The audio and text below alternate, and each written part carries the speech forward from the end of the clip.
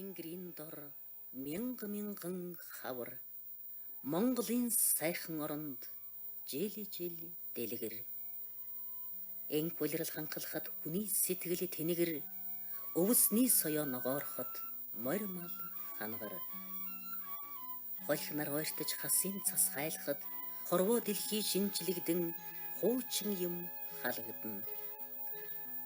Монголын ард түмнээс дэлхийд эхний эрдэм соёлын их өвсөнд хандивлсан нандин эрдний нэг бол Монгол бичиг билээ. Тэнгэр газар хоёрыг учруулан намираа хур орох мэд. Тэнүүн уйтан хоёрыг учруулж морин хуур дарах мэд. Телмин жорогийн удгал Монгол бичгээрэн бичдэгсэн. Титэм шүд нуруу шил битээ тэр чигээрэн хүм бичиг минь. Дүрс хэлбэр нэн содон өвөрмөц Монгол бичгийн үүсэл гарвалыг сайтар сурвалжлан судалсан эрдэмтэн мэргэд түүний мөр улбааг дарын 1300 жилийн тэртех эд өлөг түүхэн баримтаас олж илрүүлснээс үзвэл Монгол туурхтны бичиг үсэг дэлхийн бусад ард түмний бичиг соёлын нэгэн адил өрн эртний түүхтэн нотлогоо юм а. Ховд аймгийн Манхан сумын нутаг Хойд Цэнхэрийн агуйн зураг Монгол улсад төдийгүй хүн төрлөختний хувьд анхны бичиг болох болзмол тэмдгийн сонгодог жишээнд зүй эсэр ордог билээ. Дэлхийд эхний одоо хүртэл хэрэгэлсээр байгаа бичиг үсгүүдийн анхны хэлбэр нь паризографи буюу санаа бичиг байжээ гэж эрдэмтэд үздэг. Энэхүү санаа бичгийг дотор нь нэн эртний болзмол тэмдэг зураг бичиг гэж ялгаж нэрлэдэг үг. Нэн эртний болзмол тэмдэг нь зураг бичгээс өмнө тухайлбал хуучин чулуун зэвсгийн дээд үед үүсчээ. Хойд Цэнхэрийн агуйн зураг нь Төв Азийн нутгаас олдсон цорын ганц гайхамшиг дурсгал. Улаан зосоор зурсан эдгэр зургуудыг ажихад дөрөвдөгч галвын эхэн үе хүртэл Төв Азийн газар нутаг дээр байсан арслан, заан, тэмээн, хяруу, зэрлэг үхэр зэрэг хан амьтныг дүрсэлсэн. Энэхүү агуйн зураг хуучин чулуун зэвсгийн дээд үйтэй холбоотойг нотлох тулгуур баримтын нэг болж байна. Монголын Хойд Цэнхэрийн агуйн зурагтай сэдв дүрсэн төсөөтэй зураг Франц, Испаний нутаг дэх агуйд байдаг нь тэр нэн эртэт цагт Ази Европын аль алинд аж төрж байсан хүмүүс оюуны соёлын хувьд нэгэн төвшөнд байсныг харуулж байна.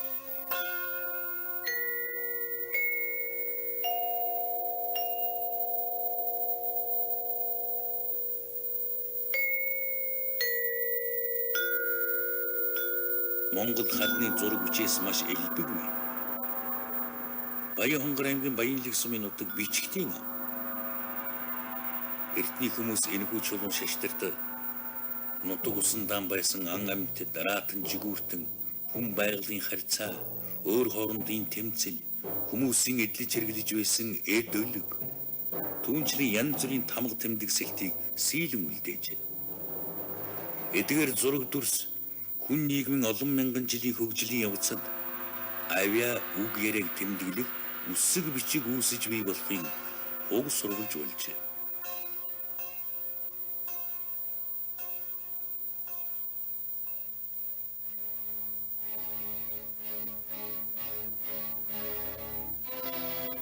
Монголчуудын өвөг дээдэс Хүнүүчүүд одоогоос 2000 гаруй жилийн тэртээ Төв Азид анхны төрүүлсэн байгуулан өөдлөн мандаж байсан тэр цагт өөрийн гих бичиг үсгтэй байсныг эртний судлалын баримтсэлт нотолж байна.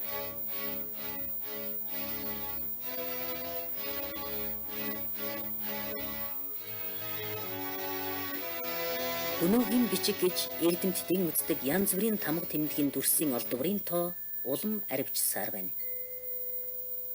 Булган аймгийн Бүрэг хангай сумын өвгөнт гэдэг газар Хүнүүгийн булчнаас олдсон худраг хөмөлдрөгний энэ алтан чимэг Хүнүүчүүд бичиг үсгтэй байсны чухал нотолгоо болжээ. Малгайны цохомд хадаж байсан болов уу хэмээн үздэг энэхүү алтан хүний дүрсийн хоёр хажуугаар цовруулан цагсан бичээс тэмдгүүдийг дэлхийн бичгийн соёлын эрт цагийн олдвор түүхийн дурсгалуудтай харьцуулж шинжилэн судалсан эрдэмтэд энэ нь Хүнүү хэлээр бичсэн Ша ану тамага буюу хааны тэмдэг гэсэн үг гэж тайлжээ. Хүнэн хүрнээс хойш бараг 500 жилийн дараа хүчирхэгжиж мандсан Түрэг улсын цэргийн нэрт Жанжин төрийн зүтгэлтэн Гүлтэгиний дурсгалд зориулан орхны хүндийд энэ гэрэлт хөшөөг босгожээ. Түүхэнд орхон бичиг гэж алдарсан энэ бичиг Хөнөөгийн бичигтэй гарвал язгуурын холбоотойг үүсгэх аргагүй.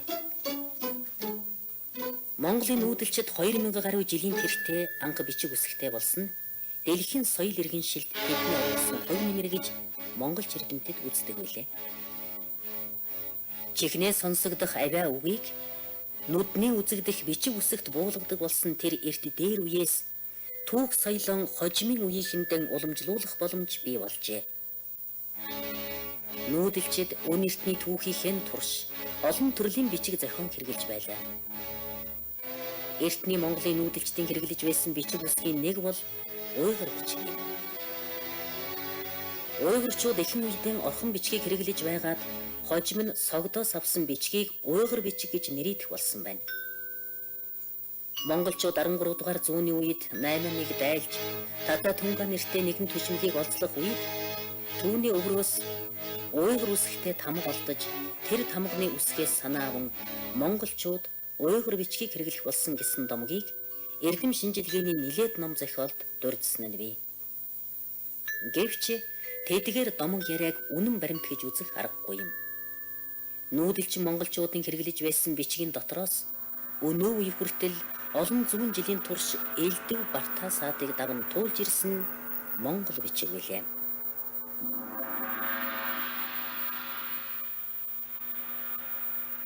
Чингис ханы сартагул иргэ давуулижу бавуужу хамаг монгол улс найди буха сажагай хоригсунdur исэнгэ антадарун 3 жагууд 35 алдастур онтодлоо. Монгол бичгийн дурсгалын нилээд түрүү үеийнхэд хамаатай энэ хөшөөн дээр Бохос Очхай гэдэг газар 1225 оны өвөл болсон хамаг Монгол улсын ноёдын хуралдай дээр Ясүнхэн ноён 335 алд хол байг гойд мэрэгэн онод шалгарсан түүхт явдлыг тэмдэглэн бичжээ. Энэхүү гэрэлт хөшөө эдүгэ зөвлөлт холбоот улсын Ленинград хотын Эрмитаж музейд бий. Уйс, арис, цаас, бус даван дээр бичсэн монгол бичгийн эртний дурсгал нилээд олдсон юм. Харин хад чулуун дээр зурсан, сийлсэн дурсгал ховор гэвч олдсоор байна. Дархан хотын ойрох Хуйтны голын эргийн хад, Богд хан уулын их тэнгэрийн амны хадны бичээс мөнх тэнгэрийн хүчинд гэсэн адилхан үгээр эхэлдэг нь 13 дугаар зууны үеийн бичгийн соёлын нэгэн онцлог шинжийг илтгэдэг.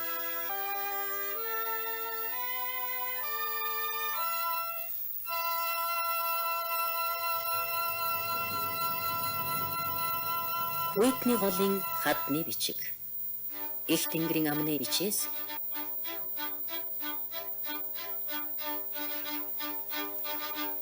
Монгол хаадын тамга элч төлөөлөгчдийн гэрэгний бичиг Үлзий хаанаас Францын хаан дэлгээсэн энэ захидлын үг үсэг зэрэг Монгол бичгийн баялаг их дурсгалын онцлогийг судалсан эрдэмтэд авиа зүүн онцлог шинжээрээ бусдаасаа илүү түрүү үеийн байдлыг хадгалсан болох нь илэрхий гэд. Монголчууд бичгийн 13 дугаар зуунд уйгараас авсан бус харин түүнээс бүр эрт Монгол уйгар хоёр согдоос бичиг үсгээ нэгэн үед зэрэг авчээ гэж үзэж байна.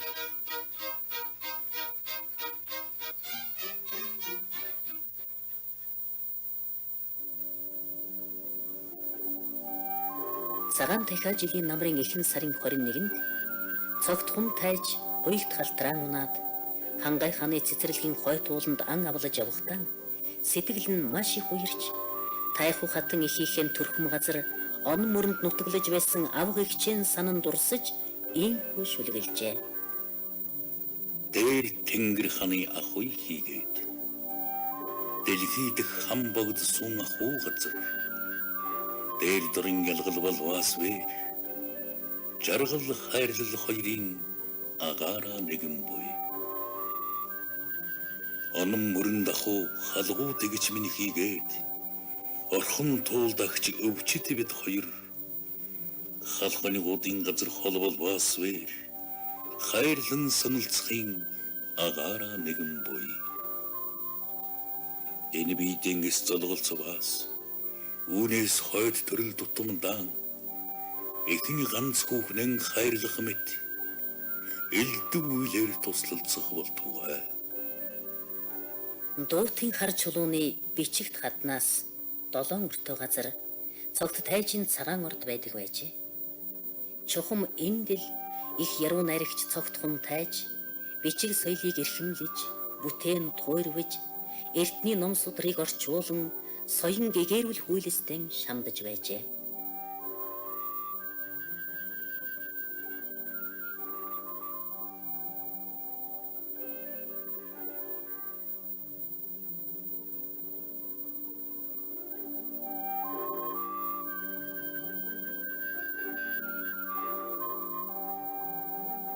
Эртний Монголын олон хот суурин орд харшийн туйр бичиг соёлын дурсгалыг өнөөж хадгалсаар.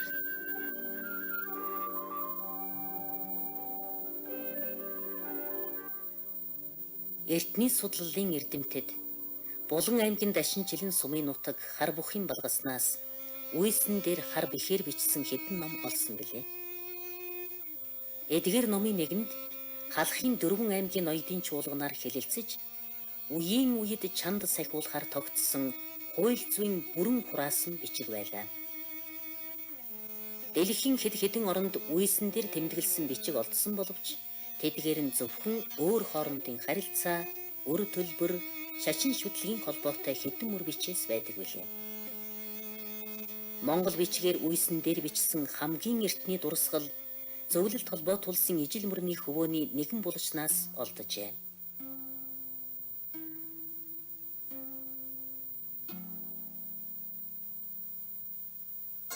Алтан ордны үйсэн дээрх бичиг.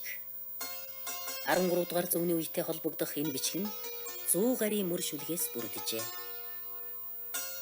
Алс холын аян дайнд мордсон Монгол эр гэр орон их эцгээ мөрөөдөж их нутгаан сангалцсныг уг шүлэг зохиолд дуулжээ.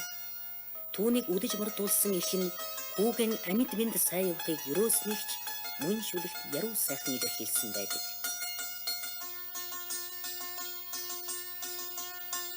Саруул үлэгт мэрэгдийн зүрхний бум бичээс сууд түмэн ардын зүйж бадраасан хэмэр ардын ухаанаар цогцолсон 10 зууны түүхтэй Монгол бичиг анхлаж орсон агааран амилсан ардын бэлэг оюуны дээж Монгол бичиг. Монгол хэмээх нэгнэр ертөнцийн чигнээ дурсгаалтай Монголын тул хэмээх сэтгэл манай зүрхэнд холбоотой. Өсхөөс сурсан үндсэн хэл орхиж болшгүй соёл мөн үхтэл орших төрлөх нутаг салж болшгүй орон мөнөө. Тийм ээ. Монгол бичиг 1000 гаруй жилийн тэртегээс Монгол туурхтны эрхэм нандин эрдэнэ болсоор ирсэн үнэхээр орхиж болшгүй соёл билээ.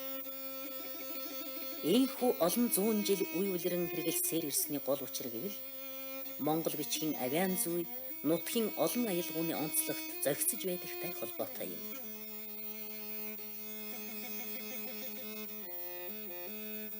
Хүн хичнээн хурдан ярилаач гэсэн үг гэлгүй төргөн бичиж болдог. Түүнчлэн ижил дуудлагатай утга өөр үгийг ялгаж бичдэг. Үгийн үндэс эвдэрдэггүй. Альва үгэнд эгшиг элбэг болохоор эгшиглэнд чанартай, сонсоход улам яруулсан аюулгүй нарсан жигдэрдэг байна. Мөн гадаад үгсийг тэмдэглэх тусгай галиг үсгтэй билээ. Монгол бичигт ийм олон сайхан төгөлдөр чанар бий. Таталган, хичээнгүй, дармалдан бичиж болохоос гадна гоо сайхны болон бэлэг дэмбэрлийн зориулалтаар олон янз хэлбэрээрч бичиж болдог тулгарын үсгүүд бий.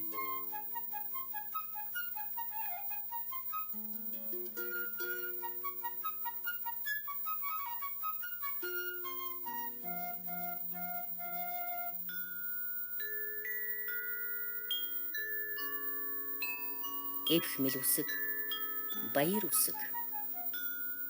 Энэ бичигт өгүүлсэн шиг Монгол бичгийн маань насан хийгээд буян ануу сүн далай мэт аривдах болтугай. Өлзий хийгээд хутаг инүү сүмбэр уул мэт баттдах болтугай.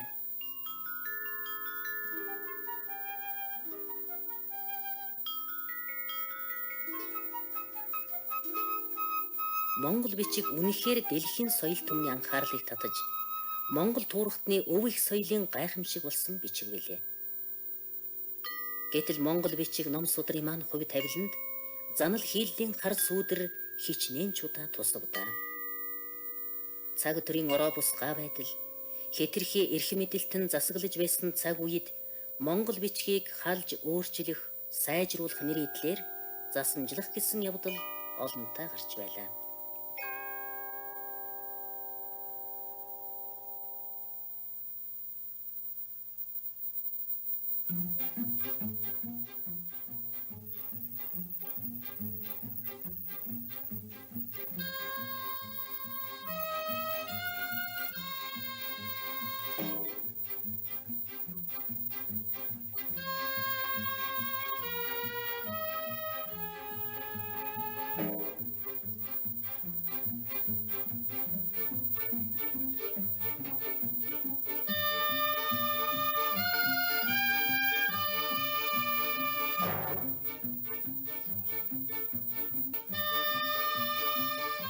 Монголын их юан улсын хаан хувилээ Хятад дахь Монгол төрийн олон улс аймгийн дундын тусгай бичиг зохион бий болгохыг оролдсон байна. Монголын их эзэнт гүрний улсын багш төвдийн Сажихидийн Павлам лодо жилдсэн 1269 онд хувилийн хааны зарилгаар дөрвөлжин үсгийн цагаан толгой зохиохдоо Монгол бичгийн дүрмэд тулгуурлан төвд үсгийн хэлбэрийг дуурайлгаж Монгол бичгийн дээрээс доош бичдэг зарчмыг авчээ. Гэвч тэр бичиг урт удаанаас л чадсангүй. Юан гүрэн доройтон буурахад дөрвөлжин бичиг аян дан орхигдөжээ. Үсэг бичгээ сайжруулах гэсэн эрдэмтэн мэрэгдийн нэг оролдлого бол Монгол бичиг үсгэн засан боловсруулах гэсэн явдал байлаа. 1648 онд Ойрдын Заяа бандит Намхай жамц тод үсгийг зохиосон байна. Намхай жамц Монгол бичгийн тодорхой биш байсан зарим үсэгт цэг тэмдэг нэмж тодорхой үсэг буюу тод үсгийг зохиож байна. Гэвч тод үсэг Монгол бичгийг бодвол Монголын олон ястан овгуудын хэл ярианы аялгауны нийтлэг шинж чанарыг тусгаж чадаагүй учраас монголчуудын дотор төдийл өргөн дэлгэрээгүй байна.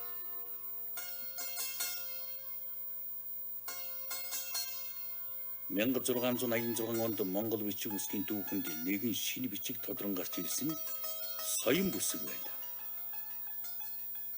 Соён бүсгийг Монголын нэртэс соён гийгүүлэгч, уран бүтээлч, өндөр гэгээн зан базар, улс төрийн болон шашин номын тусгай зорилгоор зохиож.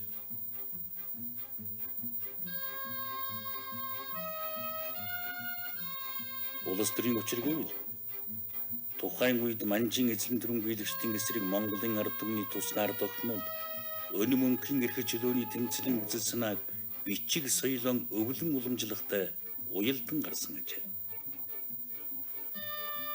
Шашин номын ойлголтоор авч үзвэл тэр зэгийн монголчуудын оюуны соёлд хүчтэй нөлөөлсөн санскрит төвд зэрэг харь хэлнийг галиглан бичиж буулгах бололцоо бүхий төгөлдөр сайн үсэг зохиож ганжуур тэргүүтэн зарлиг шаштрыг дахин ариутхан шүүж энэхүү соён бүсгээр хэвлүүлэх зорилготой байжээ. Гэвч соён бичиг нийтэд төдий дэлгэрч чадсан.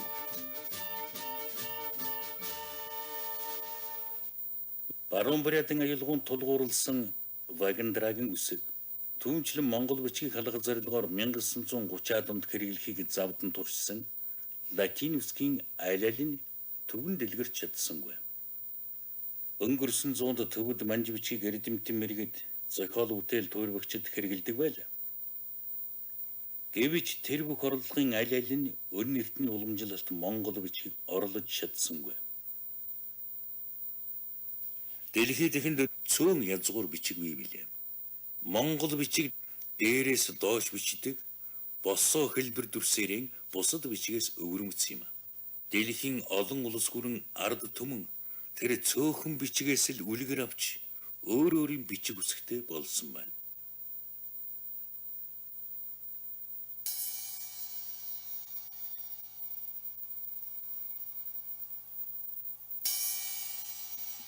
Монголчууд мод чулуу зэсээр бар үйлдэж 900 жилийн тэртегээс өөрсдөө нь 70 төрүү гэдэг ургамлын үндэсээр цаас хийж ном судран барлан хэвлэж байсан.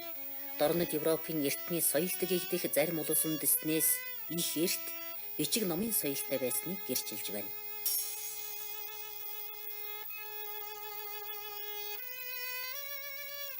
Монголчууд эртнээс ном судрыг эрхэм дээд эрдэнэ гэж нандинан ном хадгалах өөрийн өвөрмөц олон аргатай байжээ. Монголчуудын ном нь дэвтрэлсэн, судралсан, эвхсэн, хуйлсан олон хэлбэртэй. Ном бичгийн ил тавьж, ис тоосонд даруулахгүй тулд баримтаглаж шоголддог нь ном судран дээдлэн хайрлах шалгарсан арга нарийн дэвжрэмтэй байсныг харуулж байна. Номыг даавуу торгоноос гадна хураг туулын арьсаарч баримтгалдаг байжээ. Номыг чанга баримтгалбал тоос шороо ордоггүй, усанд нордоггүй, галд шатдаггүй байжээ.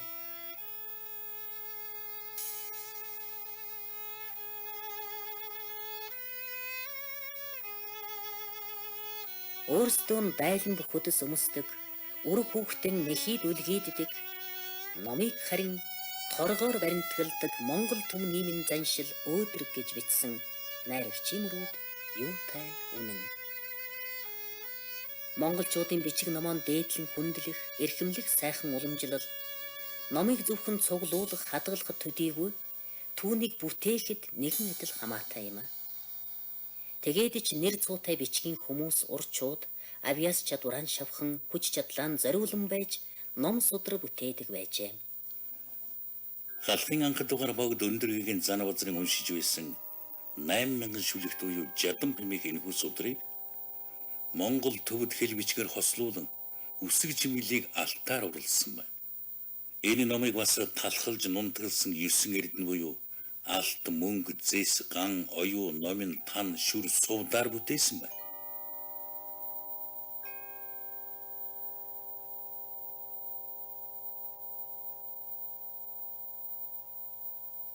Энэ 8000 шүлэг судрыг далмодны навчин хуудаснаа лам зүсгээр бичиж бүтээжээ.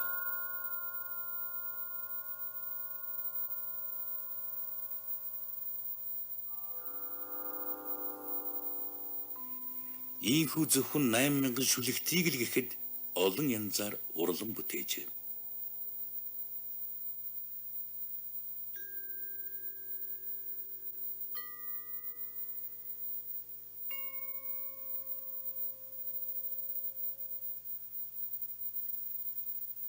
Уран хатгамж бүсгүйчүүд өнгөрийн утсаар нэг ч зангилаа оруулалгүй маш цэвэр сайхан мэдгсэн ийм номууд ч бас бий.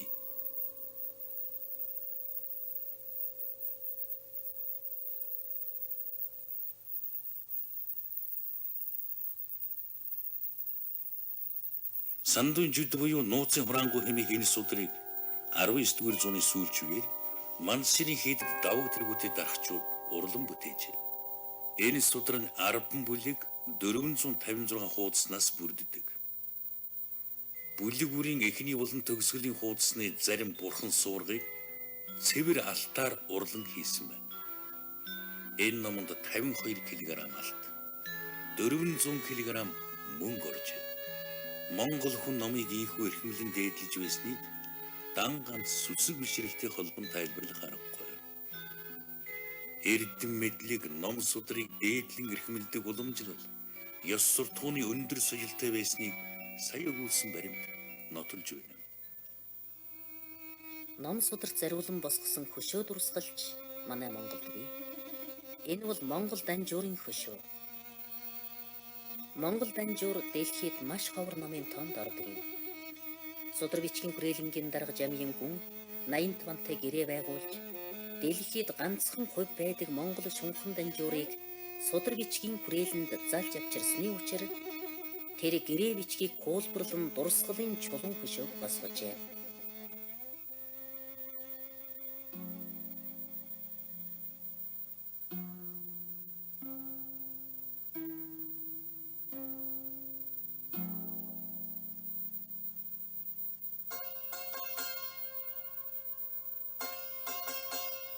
Данжуур буюу шаштрын орчуулга судар нь эртний энэтхэг төвдийн эрдэм ухаан соёл урлагийн охин бүтээлийг багтаасан дотоод ухаан, урал хуй ухаан, учир шалтгааны ухаан, хижээх үе ухаан, дуун ухаан, ийм 5 ухааны зохиолын цомирлог их хүлэгэн судар юм.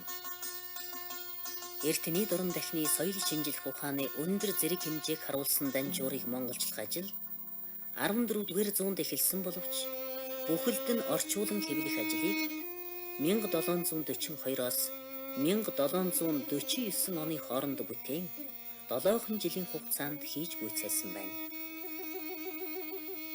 Монголын олон нутаг хошуудаас цугларсан орчуулагч, ариутхан шүүгч, барчин, хэвчин зэрэг 200 гаруй хүний хүчээр энэхүү Данжуур хэмээх 5 ухааны их цомирлог 3427 зохиол багтаасан 226 бот их хүлгэн судрыг монголчлон барлжээ. Түүнчлэн Ганжуур буюу зарилгын орчуулга хэмээх 1161 зохиол нэгтгэсэн их цомирлог 108 бот хүлгэн судрыгч монгол хэлний орчуулан барлсан байна. Энэ бүхэн дундад зууны үеийн Монголын ном хэвлэлийн түүхэнд гарсан том ололт төдийгүй дэлхийн ном хэвлэлийн түүхэнд гарсан нэгэн гайхамшиг дарий мөн билээ.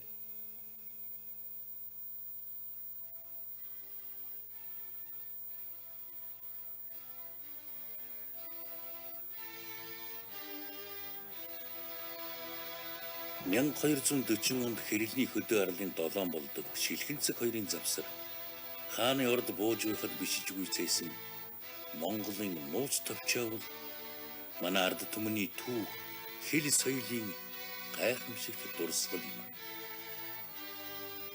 Нууц товчоовол Монгол туурахт 800 шахам жилийн тэртээ туйрвсан яруу сайхан олон зохиолын нэг байсан лавтай гэж манай эрдэмтэн мэргэд үзэж байна. Нууц товчоог дэлхийн соёл улс төмнүүд өөрсдийн их хэлний орчуулан нийтэлсээр байна.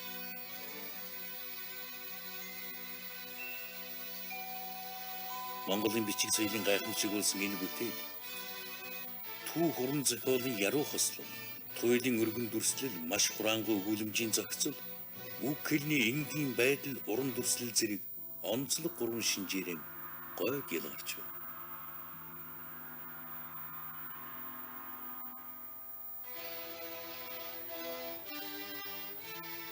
Он жил үлрэх тусам нууц товчооны гайхамшиг биширсэн улс гүрэн ард түмэн түүнийг их хэлээрэн орчуулахыг нэр төрийн хэрэг гэж үзэж нууц товчоог зохиосны ойг олон улсын хэмжээнд тэмдэглэдэг боллоо.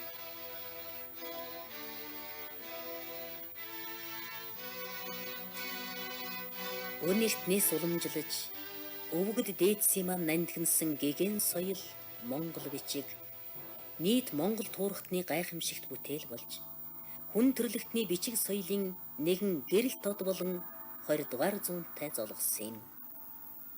Гэвч Монгол бичгийн утга зохиолын хэл одоогийн амьд ярианы хэл хоёрын зөрөө их. Бас зөвлөлт улс болон Европын тэргүүний соёл шинжил ухааныг дэлгэрүүлэхэд саадтай. Тэгээд ч Монгол бичиг сурахад төвөгтэй тул бүх нийтийг түргэн хугацаанд бичиг үсэгт сургах намын бодлогыг хэрэгжүүлэхэд бэрхшээлтэй байна гэж үзэж байлаа. Ерөнхий сайд Маршал Чойвлсонгийн Монгол бичгийг халах тухай Монгол бичгээр бичсэн өгүүлэл энэ байна.